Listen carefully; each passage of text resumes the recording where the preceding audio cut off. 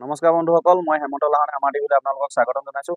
মই আজি আপোনালোকক বিশেষ এটা গছ পুলি লৈ আপোনালোকক আগবঢ়াই আনিম আৰু সেই গছ পুলিটো আপোনালোকে কেনেধৰণে কি ধৰণে ৰুব লাগে সেইটো আপোনালোকে মই আজি বুজাই দিম আৰু কোনটো পুলি ৰুলে আপোনালোকৰ লাভজনক হ'ব আৰু কোনটো পুলি ৰুলে আপোনালোকৰ লাভ নহ'ব আৰু সেই বিষয়লৈ মই আপোনালোকক এনেকুৱা এটা গছ পুলি লৈ যাম। আহক আমি সেই গছ পুলিটো চাওঁ আৰু যিসকলে সেই গছ পুলিটো চিনি পায় আৰু সেই সকলেও আপোনালোকে ভিডিঅ'টো শেষলৈকে চাব, কাৰণ বহুতে সেই গছ পুলিটোৰ ওপৰত মানে কমেণ্ট কৰি মানে কৈ থাকে যে মোৰ এই গছ পুলিটো একো কাম নহ'ল। আমি সেই গছ পুলিটোৰ বিষয়লৈ আমি জনাম। আহক আমি কি গছ পুলি সেইটো আমি দেখাম।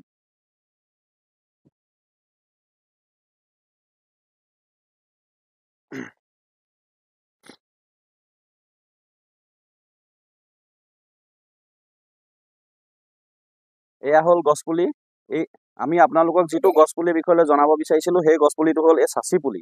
মানে বহুতে চাচি পুলিটো মানে চিনি পায় আৰু মানে কি হয় চাচি পুলিটো মানুহে বিচাৰে যে চাচি পুলি কি মাল নধৰিলে মই চাচি পুলি ৰুলোঁ, আজিলৈকে মোৰ ডাঙৰ হ'ল কিন্তু এতিয়ালৈকে পোকে নধৰিলে। বহুতে কিন্তু ব্যাখ্যা কৰি থাকে আৰু বহুতে চিন্তা কৰি থাকে যে চাচি পুলিটো ৰোৱাৰ পিছত মোক কিয় মানে পুলিটোত হেৰি নধৰিলে, যে পোকে নধৰিলে। কিন্তু পোকে নধৰা এটা ৰিজন আছে আৰু সেই পোকে নধৰে এটা কাৰণত আপুনি কোনটো কোৱালিটি পুলি ৰুইছে। চাচি পুলি বহুতে জানে যে বজাৰত যায় আমাক চাচি পুলি এটা লাগে, ভাল চাচি পুলি এটা দিয়ক, কিন্তু সেইটোহে জানে। বহুতে কিন্তু বিকে চাচি পুলি, কিন্তু কোনটো কোৱালিটিৰ চাচি পুলি লাগে সেইটো আপোনালোকে বহুতে নাজানে। চাচি পুলি আপোনাৰ দুটা আছে, এটা হ'ল ভোলা চাচি, এটা হ'ল তেলি চাচি। আৰু সেই ভোলা চাচিটো আপোনালোকে যদি ৰুৱে সোনকালে মাল নধৰে, কাৰণ তাৰ গছটো অকণমান টাইট আৰু তাৰ পাতটো অকণমান ডাঙৰ। আপোনালোকে কেনেকৈ চিনি পাব মই সেইটো দেখাম। আৰু তেলি চাচিটো আপোনাৰ বৰ সোনকালে আপোনাৰ পুলিটো ডাঙৰ হয়, দীঘল হয় আৰু দুইটা চাচিয়ে বগা, কিন্তু সেইটো অলপ বেছি বগা। তাৰ গুটিটো আপুনি যেতিয়া লাগে তেতিয়া মোহাৰি দিলে এটা চেণ্ট আহে, বৰ ধুনীয়া চেণ্ট আহে, কিন্তু ভোলা চাচিটো সেইটো চেণ্ট নাহে। আৰু গতিকে আৰু আপোনালোকে যদি পুলি ৰুৱে তেলি চাচি ৰুব, তেলি চাচিটো সোনকালে আপোনালোকৰ ডাঙৰো হ'ব আৰু পোকে ধৰিব। কিন্তু আপুনি এটা পুলি নি পানি ৰুলে পোকে নধৰে, তাৰো কাৰণ আছে। এইটো হৈ গ'ল আপোনাৰ ইয়াত এই বহল বহল যিটো পাত আছে, এই পাতটো হৈ গ'ল আপোনাৰ দেখুৱা, এই বহল বহল যিটো পাত আছে এইটো হৈ গ'ল ভোলা চাচি। এই ভোলা চাচি আছে ইয়াত, আৰু এই ভোলা চাচিৰ লগত আমি এটা তেলি চাচি দেখাম বলক।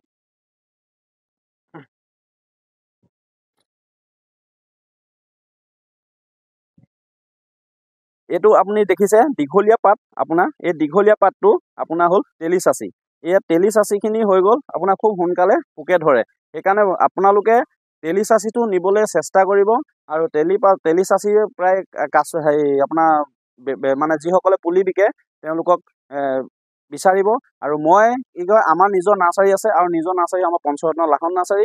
আমাৰ নাৰ্চাৰীত আমি অলৰেডি আমাৰ তেলি চাচি আমি পচোৱা হৈছে। আমি যিটো শিৱসাগৰ আমগুৰিৰ পৰা আমি বীজটো অনা হৈছে, কাৰণ বীজটো বৰ ধুনীয়া বীজ। আমি আপোনালোকক লাগিলে আপোনালোকে পাব, আমি অলৰেডি পচাই আছোঁ আৰু ডাঙৰ হ'ব, আৰু ডাঙৰ পুলিও আছে আমাৰ ওচৰত তেলি চাচি, আপোনালোকে লাগিলে লৈ যাব পাৰিব। কিন্তু আপোনালোকক মই আৰু এটা বিষয়লৈ কৈ থওঁ যে আপুনি বাৰীখনত আপুনি এটা চাচি পুলি ৰুলে আপুনি পোকৰ আপুনি হেৰি নকৰিব যে মই পোকে ধৰিব, যে মই চাচি পুলিটো বিকিম, সেইটো লৈ আপুনি ভৰসা নকৰিব। কাৰণ আপুনি চাচি পুলি এটা ৰুলে নহ'ব। আপুনি চাচি আপুনি লাগিলে সপ্তাহত 10টা ৰুৱক, লাগিলে 2 সপ্তাহত 20টা হওকগৈ। তেনেকৈ যদি আপুনি চাচি আপোনাৰ বাৰীখনত যদি 1000 চাচি ৰুব পাৰে, তেতিয়া কিন্তু আপুনি পোকে ধৰিব। আপুনি এটা চাচি ৰুলে আপুনি পোকৰ হেৰি নধৰিব। যদি আপোনালোকৰ ছাইডৰ মানুহৰ ঘৰত যদি 1000 চাচি আছে, 2000 চাচি আছে, তেনেকুৱাত আপোনাৰ বাৰীত গৈ এটা চাচি ৰুলেও আপোনাৰ পোকে ধৰিব। কাৰণ আপোনালোকৰ ঘৰখনত আপুনি এটা ৰুমত কেতিয়াও এটা পৰিয়াল থাকিব নোৱাৰে, কাৰণ আপুনি প্ৰথম অকলে আছিলে, বিয়া পতাৰ পিছত আপুনি 2জন হ'ব, 2টা ৰুম লাগে। যেতিয়া আপোনাৰ পৰিয়াল বাঢ়িব তেতিয়া 3-4টা ৰুম দৰকাৰ হয়।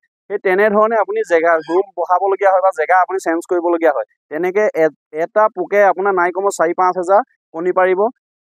সেই কণীখিনি তেওঁ চিন্তা কৰে যে প্ৰত্যেকৰ এটা জ্ঞান আছে, সেই কণীখিনিও কিন্তু আপোনাৰ মানে পোক যেতিয়া সৰহ হৈ যাব, সেই পখিলাজনীয়ে চিন্তা কৰিব যে মই যদি এই গছজোপাত কণী পাৰোঁ, কাৰণ তেওঁ নিজেই খাবলৈ নহ'ব, সেইকাৰণে তেওঁ বেলেগে জেগাত গুচি যায় য'ত সৰহ চাচি আছে, সৰহ চাচি গছ আছে, বেলেগ গছ আছে, তালৈ গুচি যায়। কিন্তু আপোনাৰ গছজোপাত পোকটো ৰৈ নাথাকে।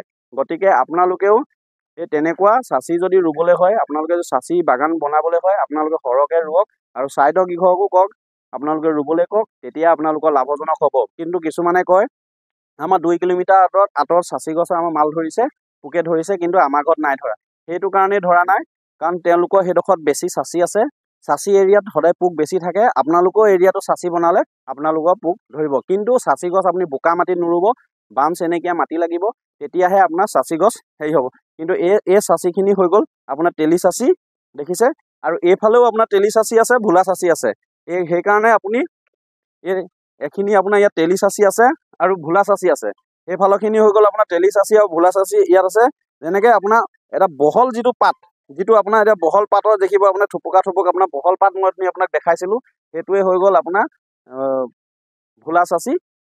আৰু যিটো দীঘলীয়া পাত সেইটো হ'ল তেলি চাচি। তেও আপুনি চিনি নাপাব পাৰে পুলিতে, কিন্তু আপুনি মানে যিজনক হেৰিয়াৰ পৰা আনিব, মানে বেপাৰীৰ পৰা আনিব, তেওঁৰ পৰা কিন্তু আপুনি সেইটো জানি ল'ব। কিন্তু আপুনি পুলি এটা কিন্তু আপুনি এদিনৰ কাৰণে ৰোৱা নাই, বহু দিনৰ কাৰণে ৰুইছে। ভাল বিশ্বাসী মানুহৰ পৰা ল'ব, সদায় পাই থকা মানুহৰ পৰা ল'ব। আৰু মই ইয়াকে কৈছোঁ, আৰু যদি কিবা জানিবলৈ মন থাকে আপোনালোকে গছপুলিৰ বিষয় লৈ মোৰ এই কমেণ্টত আপোনালোকে জনাব। আৰু এই ভিডিঅ'টো কেনেকুৱা লাগিলে আপোনালোকে লাইক, কমেণ্ট, শ্বেয়াৰ কৰিব। কাৰণ শ্বেয়াৰ এটা কাৰণে কৰিবলৈ কৈছোঁ, আৰু বেলেগে যেন এই চাচিৰ বিষয় লৈ জানে আৰু বেলেগ আৰু কণ্টেণ্ট আৰু কিছুমান জানিবৰ কাৰণে যদি চেষ্টা কৰে, মোক কমেণ্ট কৰিব আৰু লাইক কৰিব, ছাবস্ক্ৰাইব কৰিব। আৰু এনেকুৱা ভিডিঅ' পাই থাকিবৰ কাৰণে জল্দি আপুনি পাবৰ কাৰণে লগতে বেল আইকনটো দবাই দিব। ধন্যবাদ। জয় আই অসম।